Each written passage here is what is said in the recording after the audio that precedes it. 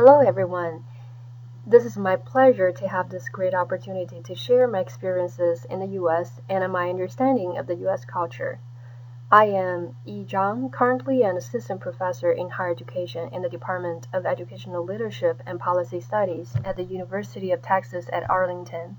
I was born and raised in Zhengzhou, China, and first came to study in the US in 2004. I have received my master's and doctoral degrees from the US institutions.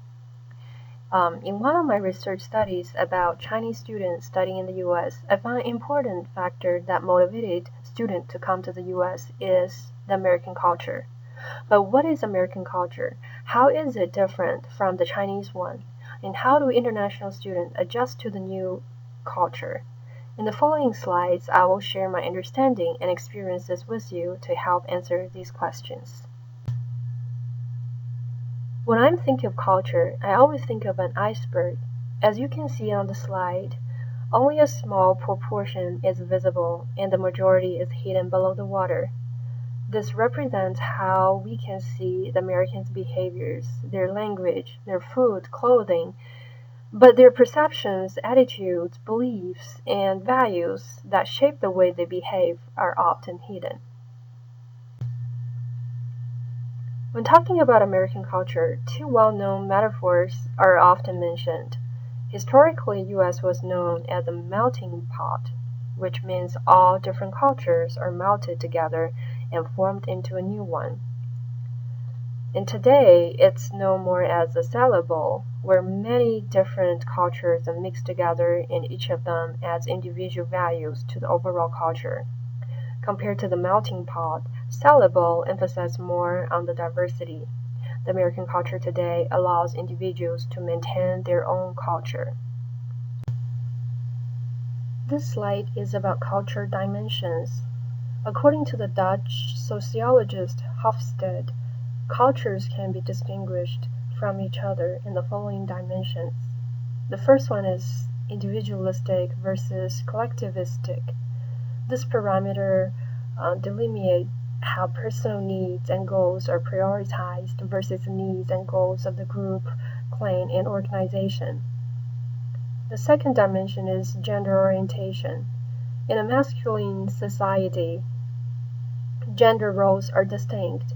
Men are supposed to be assertive, tough, and focus on material success, while in feminist societies, both men and women are supposed to be modest, tender, and focus more on quality of life.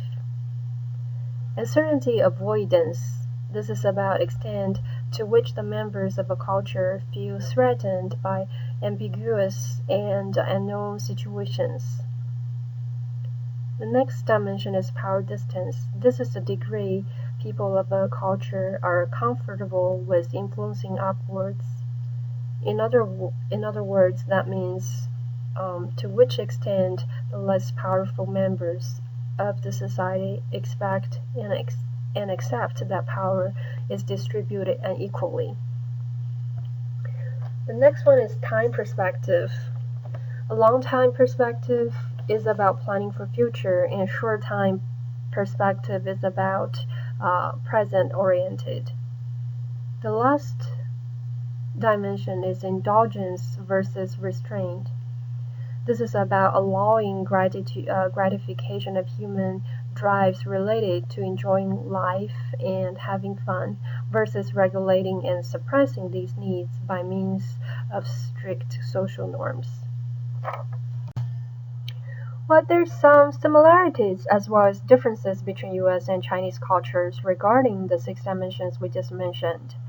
Both Chinese and US cultures are weak in uncertainty avoidance. That means they prefer a known system. But US has smaller power distance compared to the Chinese culture.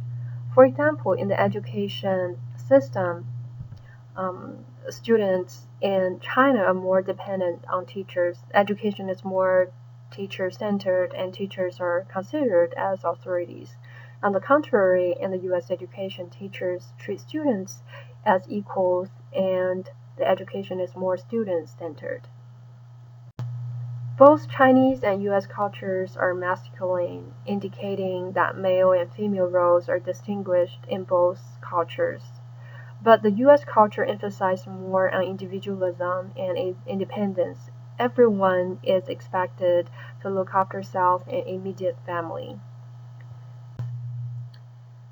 In terms of the long-term, short-term orientation, Chinese culture is long-term oriented.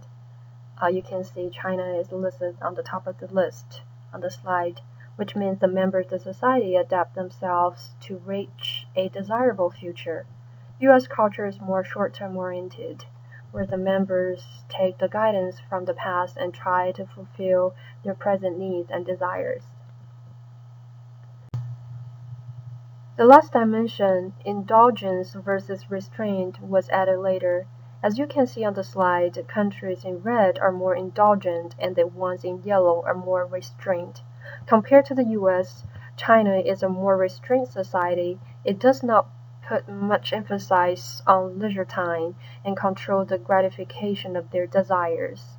People with this orientation have the perception that their actions are restrained by social norms and feel that indulging themselves is somewhat wrong. Since there are many differences between the US and Chinese cultures, there's no doubt that Chinese students will encounter challenges when embracing the US culture. But what is adjustment like and how should we prepare for the challenges? For those of you who plan to study in the US, I think it's important to have some knowledge about the adjustment cycle.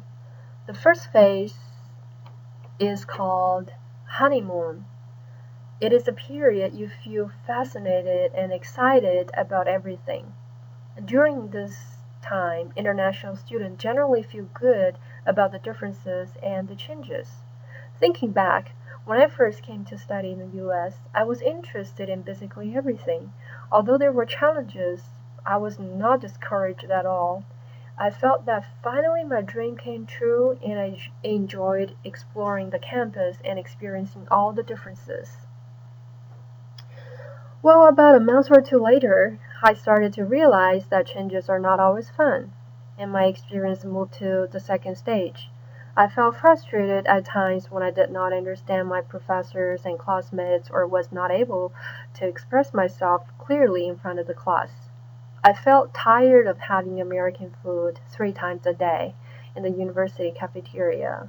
I also became upset about being so far away from my family and friends in China. Many other international students experience the same thing with me. Researchers call this period hostility stage and use culture shock to refer to the negative experiences of the different differences. During this stage, many students felt lonely, experienced homesickness, and thought something is wrong with them. I actually questioned myself if I made the right decision to come to study in the US. After going through the shocks of the differences, most international students move to the third stage, which is adjustment.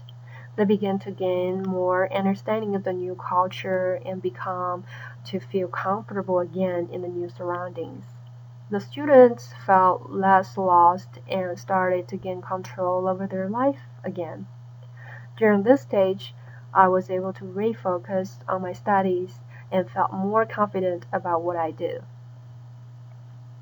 In the last stage, adaptation, international students continue to obtain understanding of the new habits, customs, food, and characteristics of the people in the new culture. They also started to feel at home and function well within the US culture. This adjustment process could be different for everyone, but these 4 stages describe the general experiences most international students have went through. Well, the adjustment process we just talked about could be different for everyone, but these 4 stages describe the general experiences most international students have went through. This is an unavoidable process, but you will survive and succeed if you know what to expect and what strategies to use. Here are some strategies that you can use to cope with the challenges. Always keep focus on your goal. I think this is the most important strategies can be used. It's easier to obtain a degree or to find a job after graduation or to enrich your personal experiences. You need to constantly remind yourself and focus your energy on achieving your goal. Keep an open mind is important too. This will help you better understand the differences and accept the differences. When your mind is open, instead of seeing differences as difficulties, you see it as something you want to learn about. This will keep you motivated to learn new things. Ask for help. It is okay that we need help and support to go through the process. Many, if not all, international students have experienced the challenges during the adjustment. It is always good to talk to your friends about your concerns and issues. Many campuses have offices and personnel that work specifically with international students. They are trained experts and they're enthusiastic to help, so do not hesitate to go to them for any help you need to go through the process. I hope these slides give you some useful information about the US culture and help you gain a better understanding about what to expect when you come to study in the US. If I can be of any help, please do not hesitate to contact me. I will be glad to answer any questions that I can.